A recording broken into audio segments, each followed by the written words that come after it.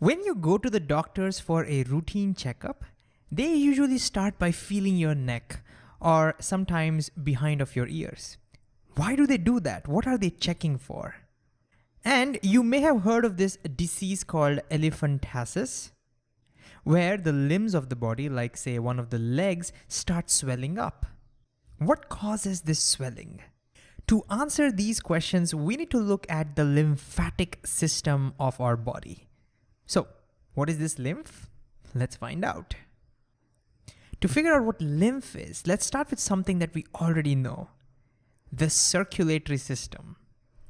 It consists of your heart, which doesn't look like this. I'm pretty sure you know about this. But since we are not focusing on the heart, let's just keep it this way. Anyways, this heart pumps this oxygen-rich blood through this artery all the way into the blood capillaries. This is where the cells of our body starts removing the oxygen from the blood and starts throwing carbon dioxide back into the blood. And now the blood is deoxygenated because it no longer has oxygen. It has a lot of carbon dioxide, and that's why it's shown in blue. It goes all the way up through this vein into the heart, and then from there goes to purify in the lungs, and then it gets purified, comes back to the heart, and the cycle repeats. That's something we've seen before, right? But now let's talk about something that we haven't seen before, okay? The first thing is, remember that the blood inside the arteries, the vessels that take the blood away from the heart, so this one and this one, they are under pressure, right? Because as the heart squeezes, the blood is under pressure, which means the blood is pushing on the walls of these arteries. And another thing to focus on is that if you were to zoom into these capillaries, so if you were to look at one of those capillaries, then we see that the walls of the capillaries have holes in them. So now think about it. The blood over here is under pressure. That means the blood is pushing on the walls, and the capillary of that wall, and the wall of that capillary has holes in them. What's going to happen? Well, if you thought that due to the pressure, the blood starts oozing out of these holes, then you are absolutely right. Now, we will not call this blood because blood contains plasma, which contains proteins, and then it has RBCs and WBCs and everything, right? Now, what oozes out is just the plasma, all right? RBCs can't ooze out because the holes are too small for RBCs to go out. So RBCs don't ooze out.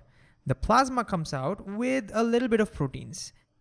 So some small proteins, not big ones, but some small proteins also ooze out along with this plasma. Okay, let me just clean this up a little bit. Okay, so this plasma that oozes out and then fills up this space between the cells, this is what we call the lymph, all right? And it's pronounced as lymph with an F over there. So how is lymph different than blood? Well, lymph does not have RBC in it, right? And as a result, lymph, it's pretty much colorless. Okay. In fact, the word lymph comes from the Latin, which means water-like. Water-like. And why is it called water-like? Because it is pretty much colorless. And this means wherever these capillaries are present, the plasma will ooze out to form the lymph, right? And capillaries are found all over our body. So you will find this lymph pretty much everywhere inside your body. Okay, so what's the big deal? Why should we care too much about this? Well, first of all, this means that every time blood goes through the capillaries, it will start losing some of its plasma. That's bad because that means the blood will start getting thicker and thicker because it starts losing plasma. And eventually it becomes more and more difficult to circulate it because it's so thick. And that means our cells will not get any oxygen. And I'm pretty sure you know what would that mean. The cells would start dying. Secondly, as this lymph starts getting accumulated within our tissues, it starts pushing on the cells and the tissues will start getting puffed up, and that causes swellings. And that means our organs will start swelling up. And that's one of the reasons why in elephantiasis our limbs swell up. This is because of the accumulation of the lymph over there. Now, before we talk about how our bodies tackle this, I'll tell you what I should think about this. I should think that this is such a bad design. If we don't want the plasma to leak out, then why are there holes present in the capillaries. What a bad design, right? Well, guess what? The holes are necessary. Because you see, cells aren't only exchanging gases like carbon dioxide and oxygen, which can easily pass through the walls, but they're also exchanging other stuff like nutrients. For example, glucose also, the cells need glucose. They get that from the blood itself. Then the cells produce some waste products like some nitrogenous waste sometimes, and that needs to be put back into the blood.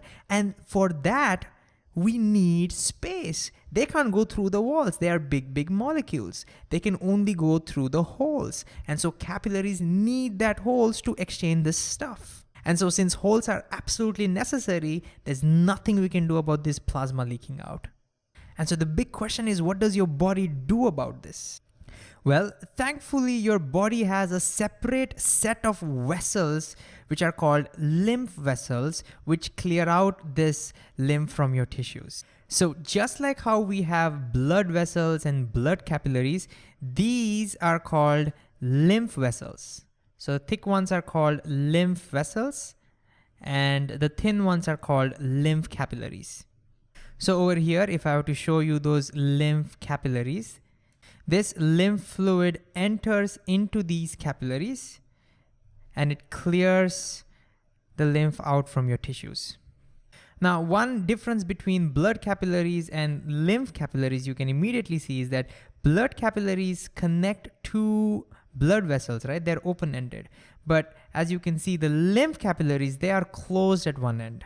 Can you see that? They're closed. And so I was really curious when I was studying this, how does the lymph just enter into this lymph capillary? It's pretty awesome. Let me show you how. Let me get rid of this leg and let me zoom into one of those capillaries. All right. The cells of these lymph capillaries, as you can see, have a little bit of overlapping structures. That's very important. So now when they are surrounded by this lymph fluid in the tissue, it's the same lymph fluid over here, the fluid starts pressing on the walls. So it starts pressing on the walls. And now look carefully what happens when the fluid starts pressing on the walls, okay? These walls open up. Look at the junction carefully. The walls open up like this. Cool, right? Let me show you one more time. The walls open up like this. And now the fluid enters the capillary. And now if you're wondering, why doesn't the fluid just flow back out through the same opening? Then once the fluid gets inside, it'll start pushing from inside, right? And as it pushes from inside, look at what happens to these walls. They will start closing now. Look carefully, they will now close. So it's like a one-way door. It only allows the fluid in, but doesn't allow it to go out. And that's how these capillaries clear out the lymph from your tissues. So now the next question would be, where do these vessels take that fluid eventually? Where do they put it? Can you guess this? Can you guess where they should put it back? Well, since lymph is basically plasma leaking out from the blood, it makes sense to put it back into the bloodstream, right? And so these lymph vessels eventually connect to one of the blood vessels to recycle it back into our circulatory system. But a question for you would be, do you think we should connect these lymph vessels to an artery or a vein? Can you pause the video and think about which one would you connect it to? All right, let's see. If we were to connect these to an artery, then we would have a hard time trying to force that lymph into the circulatory system because the arteries, inside the artery, the blood is under very heavy pressure, right? In fact, that pressure of the blood would actually force the lymph back out of these capillaries. It might even shatter the walls of the lymph capillaries. It's going to be very bad. So we want to re-enter it somewhere where the pressure is very low. And that is somewhere in the veins. And so the lymph vessels eventually connect to a vein somewhere close to the heart. That's where the pressure is the lowest. And then it re-enters into our circulatory system. And this is how the lymph vessels ensure that we get back the lost blood from the capillaries. And so let's write this down. One of the most important jobs of the lymph vessels is to clear that lymph out. So I'm just going to write clear lymph. So it takes the lymph from the tissues and puts it back into the veins. And so we are done, right? Because your blood is regaining the lost plasma from the capillaries, right? Well, not yet. Not quite, okay? And the reason is, what if your vessels, lymph vessels, start picking up something unwanted. Like say, for example, your tissues are infected by some pathogens, like say some bacteria. Then when the lymph enters into these vessels, even the bacteria might start entering over there. And then these bacteria might enter into your bloodstream. You don't want any bacteria in your circulatory system. That's going to be pretty bad. So what to do? Don't worry. Your lymph vessels are awesome. They have security points all over them. Okay? These are called lymph nodes. Let me just write that down. Lymph nodes. And they have a lot of WBCs over there. WBCs are like police.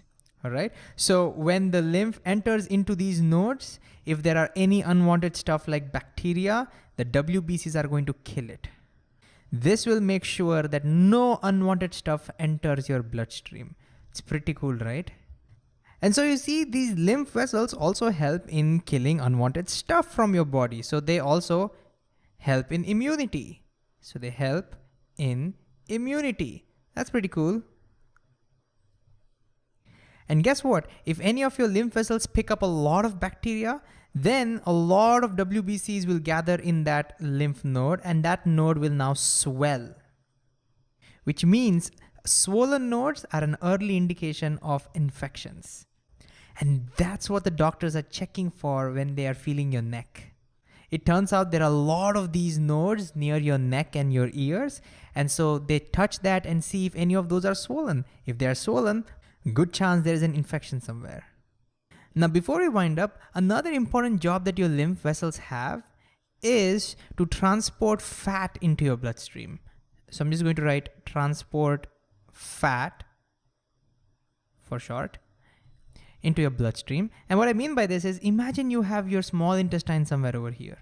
All your food gets digested and then they come out of the small intestine, and most of the nutrients can directly enter into the capillaries through these holes. And that's how the nutrients enter your bloodstream, and then they are circulated to all the cells. But the digested fats which come out of your intestine are just too big to enter into these capillaries. So they can't directly enter the bloodstream. So they are again picked up by the lymph vessels or the lymph capillaries. Then they go through the lymphatic system and then they reach the bloodstream. And so that's how the fat enters your bloodstream, through the lymphatic system. So what did we learn in this video? We talked about the awesome lymphatic system of our body, which consists of the lymph nodes, and the lymph vessels. The lymph is basically the plasma that leaks out of your capillaries due to blood pressure. This lymph is picked up by these lymph vessels, which recycle it back into our circulatory system through the veins. And the lymph nodes act like security to make sure that no pathogens enter our bloodstream. And finally, the lymph vessels found near the small intestine help in transporting these digested fat into our bloodstream as well.